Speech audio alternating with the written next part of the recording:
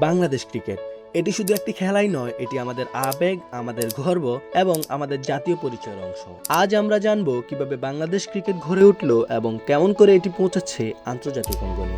বাংলাদেশ ক্রিকেটের যাত্রা শুরু হয় পাকিস্তান আমলে।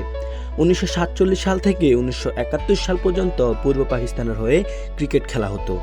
তবে 1971 সালে বাংলাদেশের স্বাধীনতার পর নতুন আশার আলো জ্বলে ওঠে।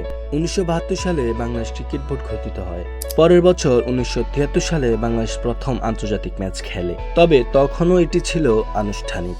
1979 সালে বাংলাদেশ প্রথমবার আইসিসি ট্রফিতে অংশ নেয়। যদিও সাফল্য তখনও অনেক দূরে ছিল, এই প্রতিযোগিতা আমাদের জন্য এক বড় শিক্ষা হয়ে দাঁড়ায়। 1986 সালে বাংলাদেশ প্রথমবারের মতো আন্তর্জাতিক একদিনের ম্যাচ খেলে পাকিস্তানের বিপক্ষে। যদিও ম্যাচটি জিততে পারেনি, এটি ছিল বড় একটি পদক্ষেপ। বাংলাদেশের ক্রিকেটের সবচেয়ে বড় মাইলফলক আসে 1997 সালে। কুয়ালালামপুরে আইসিসি ট্রফির ফাইনালে কেনিয়াকে হারিয়ে বাংলাদেশ জিতে নেয় চ্যাম্পিয়নশিপ। এরই মধ্যে দিয়ে প্রথমবারের মতো বিশ্বকাপের টিকিট নিশ্চিত হয়। এরপর 2000 সালে বাংলাদেশের স্বপ্ন পূরণ হয়। বাংলাদেশ আইসিসি টেস্টে খেলুড়ে দেশ হিসাবে মর্যাদা লাভ করে। ভারতকে বিপক্ষ রেখে ঢাকার বঙ্গবন্ধু স্টেডিয়ামে খেলে বাংলাদেশ তাদের প্রথম ম্যাচ। 2000 দশকের শেষ ভাগ থেকে বাংলাদেশ ক্রিকেট এক নতুন জাগরণ শুরু হয়।